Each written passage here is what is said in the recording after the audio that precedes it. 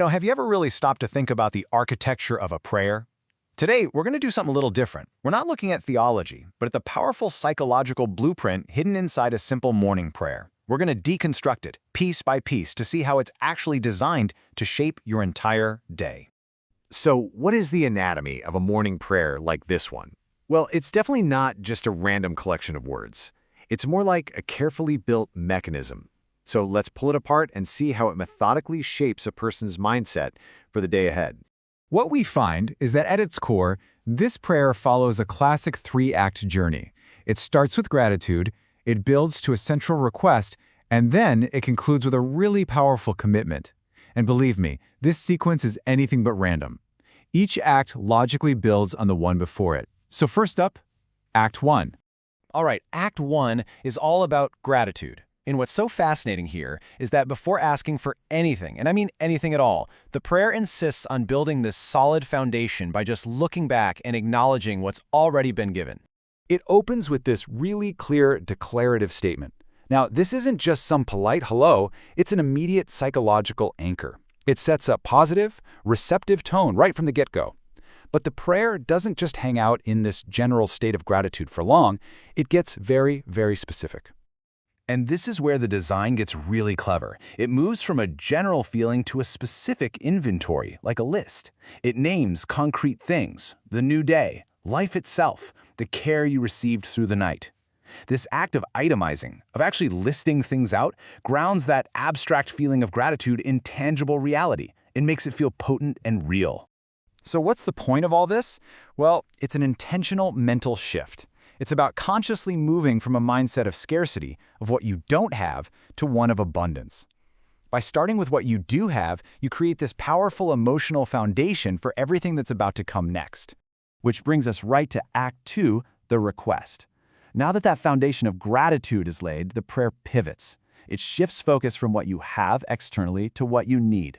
Specifically, what you need on the inside to face the day.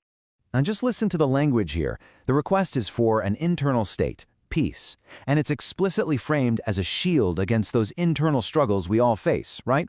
Anxiety, uncertainty, fear. This isn't about changing the world outside, it's all about managing the world inside your own head. This chart really lays out the core psychological transaction that's happening.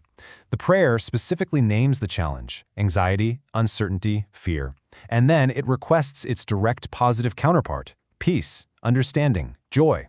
It's such a clear formula for transforming that internal distress into resilience. So to sum up Act 2, the central request here isn't for stuff. It's not for a better job or a new car. It's a petition for an internal state of being, a kind of mental and emotional armor to help you navigate the day with a sense of calm and strength. Okay, now for our final act. Act 3, the commitment. So having established gratitude and then requested that inner peace, the prayer makes its final, and maybe its most crucial turn.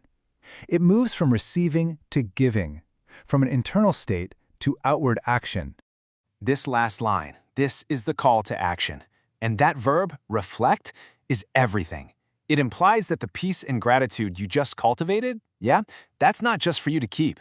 It's meant to be projected outward, into the world, through everything you do.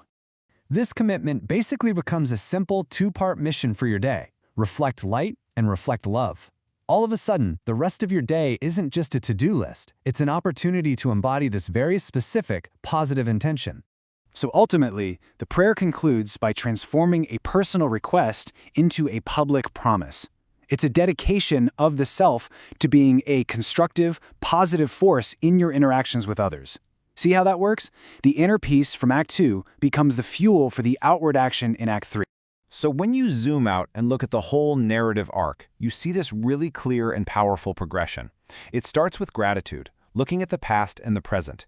It moves to a petition for an internal state to face the present and the future, and it ends with a commitment to future action. It's a complete psychological journey in just a few short lines.